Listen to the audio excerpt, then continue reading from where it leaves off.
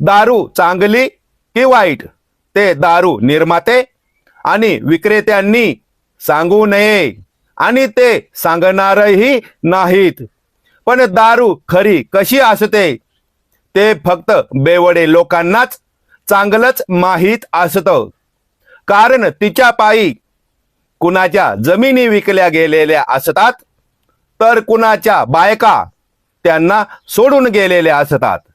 मित्रांनो, दारू जर नाही मिळाली तर मग खूप जास्त बेचैनी वाढते आणि दारू जर मिळाली तर मग खूप मोठं सुख मिळतं आणि तेही बेवड्यांशिवाय कुणालाच चांगलं माहीत नसतं.